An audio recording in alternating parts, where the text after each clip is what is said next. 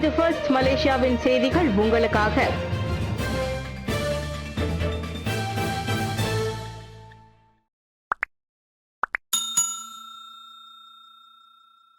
எல்லையற்ற சிந்தனை கொண்டவர் கண்ணதாசன். கண்ணதாசன் விழாவில் சரவணன் புகழாரம். நேற்று மதியம் 1:30 மணியளவில் கோலாலம்பூர் ஜாலான் இப்போ செட்டியார் மண்டபத்தில் கண்ணதாசன் அறவாரிய ஏற்பாட்டில் 2025ஆம் ஆண்டில் கண்ணதாசன் விழா மிக சிறப்பாக நடந்தேறியது. இந்நிகழ்ச்சி தாப்பா நாடாளுமன்ற உறுப்பினரும் மாய்காவின் தேசிய துணைத் தலைவருமான டாக்டர் ஸ்ரீ எம் சரவணன் அவர்களின் தலைமையில் துவக்கம் கண்டது. கவிஞர் கண்ணதாசனின் கவிதைகள் மற்றும் பாடல்களில் சிறப்புகளையும் அவரின் கவி தத்துவங்களையும் போற்றி புகழ்ந்து நிகழ்வில் ஒன்று கூடியிருந்த ஆயிரக்கணக்கான பார்வையாளர்கள் முன்னிலையில் டாக்டர் ஸ்ரீ எம் சரவணன் சிறப்புரையாற்றினார். கவிஞர் ஏ பட்நாட்சா, இசைவாணி இந்திரா ஜெய விஜயலட்சுமி மற்றும் தமிழ்ச்சுடர் தாமல் கோ சரவணன் ஆகியோர் இலக்கிய உரையாற்றியதை தொடர்ந்து கவித்திலகம் காவலர் கோவேந்தன் மேடையில் தனது சிறப்பு கவிதைகளை படைத்தது இந்நிகழ்ச்சியின் முத்தாய்ப்பாக அமைந்திருந்தது. கண்ணதாசன் விழா 2025 முக்கிய அங்கமாக பினாங்கின் முன்னாள் போலீஸ் தலைவர் டாக்டர் ஸ்ரீ தெய்வீகன் அவர்களுக்கு தமிழ் காவலர் முருகு சுப்பிரமணியம் விருதும், ஓவியர் லேனா அவர்களுக்கு சாதனை தலைவர் தொன் சாமிவேலு விருதும், திருமதி கமலா சரஸ்வதி அவர்களுக்கு தமிழ்வேல் கோ சாரங்கபாணி விருதும், திருமதி எல் ராமன் அவர்களுக்கு மக்கள் தலைவர் தான் ஸ்ரீ எஸ் சுப்பிரமணியம் விருதும் மற்றும் திருமதி விஜயவாகினி ராஜு அவர்களுக்கு இறையருட் கவிஞர் சீனினை முகமது அவர்களின் விருதும் வழங்கப்பட்டு சிறப்பிக்கப்பட்டது.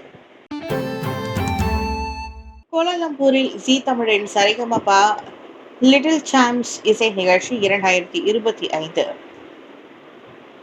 கடந்த சனிக்கிழமை முதல் முறையாக மலேசியாவில் செராஸ் வாவாசான் மெனாரா PGRM மண்டபத்தில் ஜீ தமிழின் சரிகமபா லிட்டில் சாம்ப்ஸ் 2025 இசை நிகழ்ச்சி டாக்டர் எம் சரவணன் தலைமையில் மிக சிறப்பாக நடந்தேறியது. இந்த நிகழ்வில் சரிகமபா புகழ் மலேசிய பாடகி சிறுமி ஹேமித்ரா, இந்தியாவை சேர்ந்த சரிகமபா பாடகர்கள் திவினேஷ், யோகஸ்ரீ, ஸ்ரீமதி, மகதி மற்றும் அபினேஷ் உள்ளிட்ட திறமையான இளம் கலைஞர்களின் பாடல் நிகழ்ச்சிகளும் இடம்பெற்றன. டாக்டர் ஸ்ரீ எம் சரவணன் தமது சிறப்புரையில் குழந்தைகளின் திறமைகளை திறம்பட வெளிப்படுத்தும் நிகழ்ச்சிகளை ஏற்பாடு செய்ததற்கு ஏற்பாட்டாளர்கள் விஷாலுக்கு தனது உளமார்ந்த நன்றிகளை வாழ்த்துக்களையும் தெரிவித்துக் கொண்டார். இந்த அற்புதமான இசை நிகழ்விற்கு முக்கிய உதவி வழங்கிய தஸ்லி நிறுவனத்தின் நிர்வாக இயக்குனர் டாக்டர் ரவி, திறமையான இளம் கலைஞர்களை பார்ப்பதில் தமக்கு பெருமையாக இருப்பதாகவும், உள்ளூர் திறமைகளை குறிப்பாக இந்திய சமூகத்தினர் திறமைகளை ஆதரித்து அங்கீகரிக்க வேண்டியதன் அவசியத்தையும் வலியுறுத்தினார்.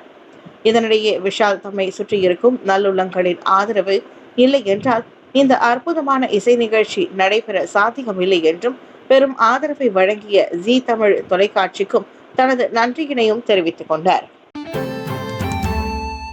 30 ஆண்டுகள் கடந்து மலாயா பல்கலைக்கழக 95ஆம் ஆண்டு இந்திய மாணவர்களின் ஒன்று கூடல்.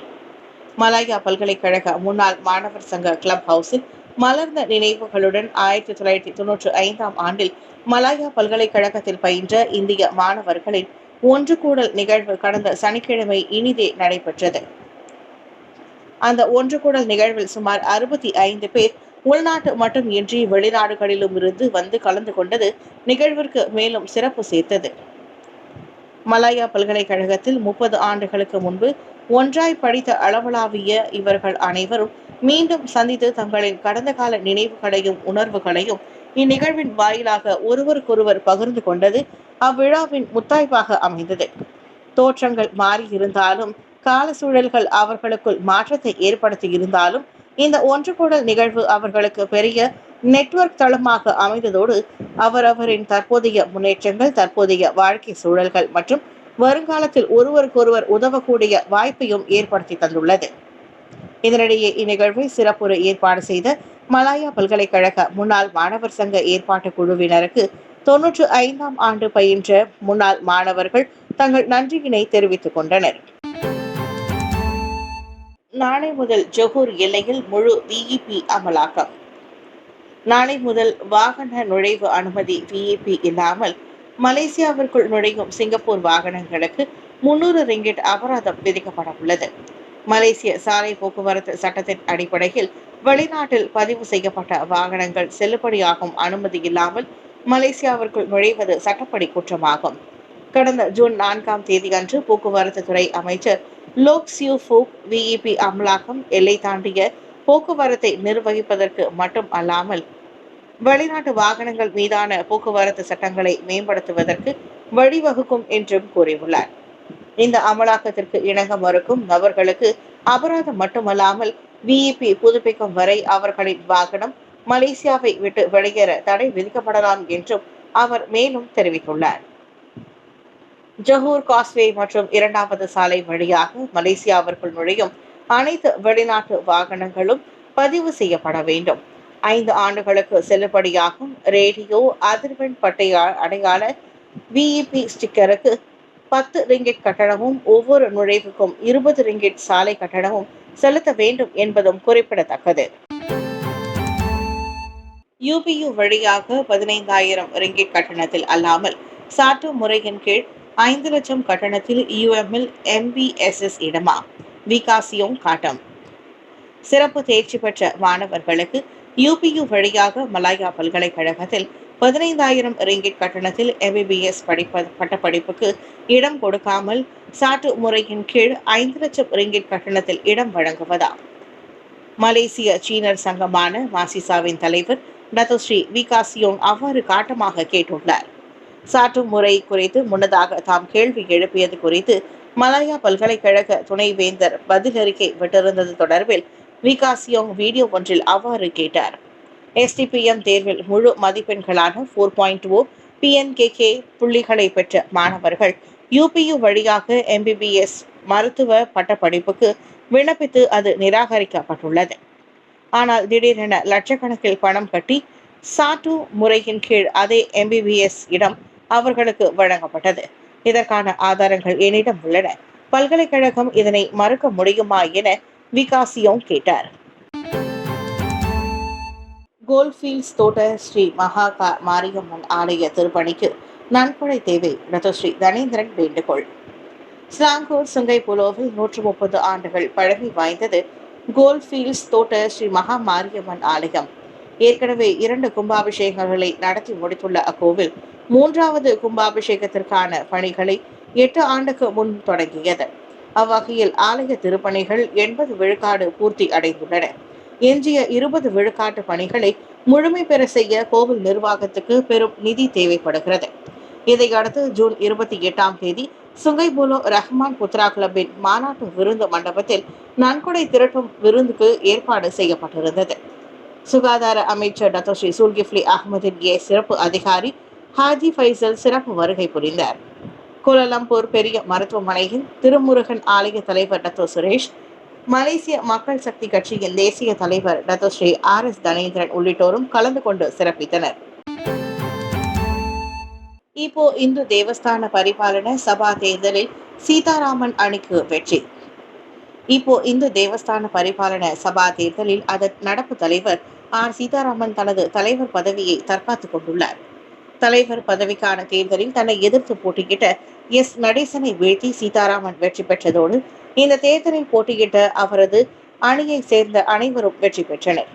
நடப்பு துணைத் தலைவர் சுரேன் மீண்டும் துணைத் தலைவரான நிலையில் நடப்பு செயலாளரான VM தியாகராஜன் செயலாளர் பதவிக்கும் துணை செயலாளர் பதவிக்கு குமரகுரு மற்றும் பொருளாளராக ஆண்டாள் டீசன் ஆகியோர் போட்டியின்றி வெற்றி பெற்றனர்.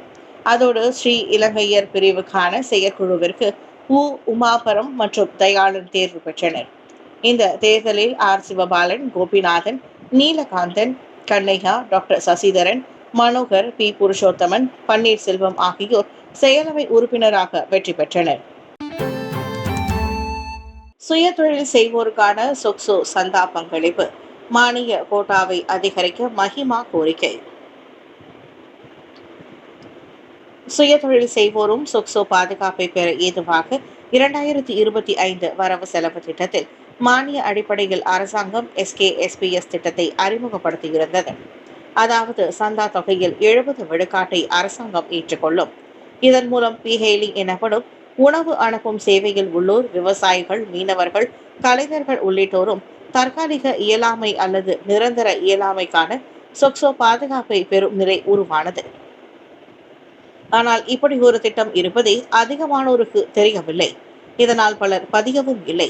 இந்த நிலையில் அத்திட்டத்திற்காக இவ்வாண்டு ஒதுக்கப்பட்ட 100 மில்லியன் ரிங்கிட் மானிய கோட்டாவை முடிவடைந்துள்ளதாக தெரிகிறது. அதனை மனிதவள அமைச்சு பெரிய மனதுடன் அதிகரித்து உதவிட வேண்டும் என மஹிமா எனப்படும் மலேசிய இந்து ஆலயங்கள் மற்றும் இந்து அமைப்புகள் பேரவையின் தலைவர் டாக்டர் சிவகுமார் கேட்டுக் கொண்டுள்ளார். இதன் மூலம் இன்னும் பதியாமல் இருப்போரும் அதில் பயனடைய முடியும் என்றார் அவர். சொக்சோவுடன் மஹிமா ஒத்துழைப்பை மேற்கொள்வதன் வாயிலாக கோவில் பணியாளர்களுக்கும் பாதுகாப்பை வழங்க முடியும். சாலையில் SUV வாகன ஓட்டுநரின் முரட்டுத்தனம், லோரி ஓட்டுநர் தாக்கப்பட்டார். டோல் சாவடிக்கு அருகே சாலையில் SUV வாகனத்தில் ஏற்பட்ட மோதலை தொடர்ந்து அந்த வாகனத்தின் ஓட்டுநருடன் ஏற்பட்ட தகராறினால் தனது முகத்தில் ரத்தம் ஏற்படும் வகையில் காயம் ஏற்பட்டதாக லோரி ஓட்டுநர் ஒருவர் கூறியிருக்கிறார். இது தொடர்பாக வெளியான காணொலியில் சம்பவம் நடந்த இடம் மற்றும் தேதி சரியாக தெரியவில்லை.